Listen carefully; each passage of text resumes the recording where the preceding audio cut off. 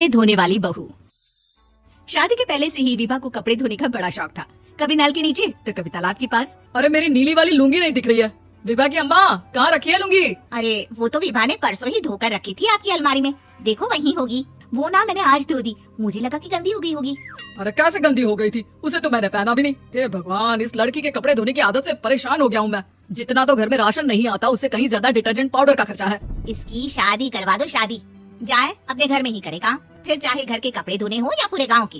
हाँ ठीक बोल रही हूँ, देखता हूँ मैं कोई लड़का। वो दिन भी आ जाता है जब विभा को देखने लड़के वाले आ जाते हैं। लड़की मुझे अच्छी लगी।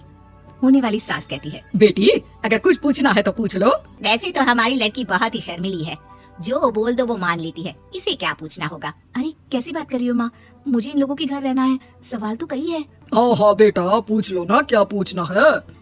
आप लोगों के घर कपड़े कौन धोता है? सास का मुंह बन जाता है। देखो अगर तुम ये कहना चाहती हो कि तुम्हें कपड़े धोने नहीं आते तो सुन लो, कपड़े मैं ही धोती हूँ, लेकिन तुम्हारे आ जाने के बाद मैं रुमाल तक नहीं धोऊंगी। अरे चुप रहना भगवान, बहू बेचारी घर आई नहीं, उसे डराना शुरू कर दिया। वो क्या है ना बिटिया, अभी तक तो ये कल्लू की माँ ही धोती थी, लेकिन अब तुम्हारे पापा तो दहेज में वॉशिंग मशीन देंगे ही। तभी विभा की माँ बोल पड़ती है, सवाल भी पूछा तो क्या। वैसे भाई साहब, मशीन की तो फिर भी कपड़े धोने की कैपेसिटी होती है, मतलब जो बिटिया दे रहे हैं ना विभा, इसे कपड़े धोने का बहुत शौक है। ये आप लोगों की क्या, आस पड़ोस गांव मोहल्ले सबके कपड़े धो दे और उफ तक ना करे। बाहर देखा नहीं आपने कितने कपड़े सूख रहे हैं, सब हमारी बिटिया ने ही तो धोए हैं। बस भी करो ना माँ, शर्म आ रही है इतनी तारीफ सुनकर। और तो और एक दाग निकाल कर दिखाओ तो मान जाओ। हाँ अच्छा माफ करना बेटा, मैंने गलत समझा, हमें तो रिश्ता बहुत पसंद है। और ऐसे जुड़ जाता है रिश्ता कपड़े धोने का शौक रखने वाली विभा का। उसकी शादी हो जाती है कोयला फैक्ट्री में काम करने वाले कल्लू के साथ। शादी के बाद अचानक विभा चिल्लाती हुई सास के पास आती है, सासू माँ, अरे सासू माँ कहाँ है आप?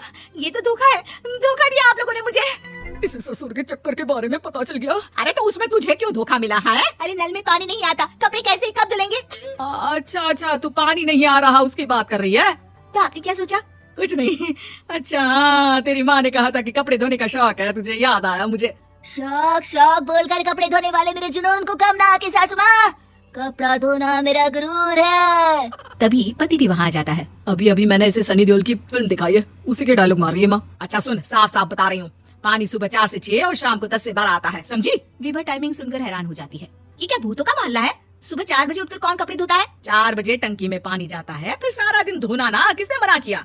अरे कैसी बात कर रही है, 200 लीटर की टंकी में कितने कपड़े धो लूंगी मैं, सुबह ही उठ जाऊंगी मैं। अब क्या था, विभा सुबह 4 से लेकर रात के 12 बजे तक कपड़े ही धोती रहती। एक रोज सास पड़ोस से निकलकर कहीं जा रही होती है कि साथ वाली कहती है, हाँ कल्लू की माँ, जरा ये बताओ कि 2 साड़ी है, 2 ब्लाउज और एक पेटीकोट और एक नाड़ी वाला लंबा कच्छा। हाँ तो अरे तो क्या, कितना लोगी धुलाई ये बताओ। धोबन दिख रहे हैं हम क्या?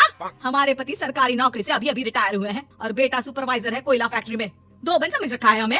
हाय रे कल्लू की अम्मा, माफ कर दो, वो तो मोहल्ले में यही सब बता रहे थे कि तुमने बहू को कपड़ा धुलवाने के काम में लगा दिया है। सास को पड़ोसन की बात सुनकर गुस्सा आ जाता है। वो घर पहुंचती है जहाँ घर के बाहर ही इतने सारे कपड़े सूख रहे होते हैं जितने कि किसी धोबन के घर पर। अरे ओ कल्लू की दुल्हन, बाहर निकल। माँ जी यहीं आ जाओ, बाथरूम में चादर धो रहे हैं हम। अरे अभी हम धोते हैं, तुमको बाहर निकलो। ये आस पड़ोस वाले बोल रहे हैं कि हम बहू से कपड़े धुलवा कर उसे कपड़ा धोने वाली बना दिए हैं। अरे छोड़ो ना माँ जी, किन लोगों की बातों में आती हो। आस पास के लोगों का तो काम ही होता है कि वो किसी तरह सास बहू को लड़ा दे। बहू सारे घर के कपड़े धोती है, ये क्या कम है? बोलिए। सास को भी लग जाता है कि वो बहू का ये संकीपन नहीं छुड़वा सकती, इससे अच्छा है कि खुद ही चुप हो जाए। एक रोज सास और बहू मंदिर जाते हैं, जहाँ सास की साड़ी वहाँ खड़ी भीख मांगने वाली से मिलती है। माँ जी क्या बात है, आपकी साड़ी उस भिखारन से कितनी मिल रही है ना?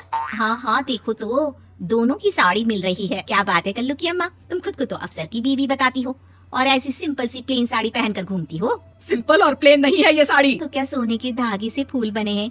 कुछ भी सासू माँ, कुछ भी। हाँ बने थे इस साड़ी में सोने के धागे से फूल। मेरे पति लेकर आए थे मद्रास से स्पेशली मेरे लिए 10,000 की। ताहे भाई साहब इस भिखारन के लिए भी सेम टू सेम साड़ी लेकर आए होंगे 10,000 की। सास उस वक्त कुछ नहीं कहती, लेकिन बहू के साथ घर आती है और अलमारी से एल्बम निकाल कर लाती है। ये साड़ी देख रही है, ये वही साड़ी है जिसे मैंने अभी पहना था। इस साड़ी में ये जो चमकदार फूल दिख रहे हैं ना, ये सोने के धागों से काटे गए हैं, लेकिन तू लोकल वॉशिंग मशीन ब्रश से घिस घिस कर सारे फूलों को निकाल कर साड़ी प्लेन कर दी। मुझे माफ कर दीजिए सासू माँ। और तो और, जब मैंने तुझे तेरी गलती के लिए कुछ नहीं कहा, लेकिन तूने तो सबके सामने मेरा मजाक ही बना दिया। क्यों? बहू को समझ में आ जाता है कि अब से उसका कपड़े धोना बंद।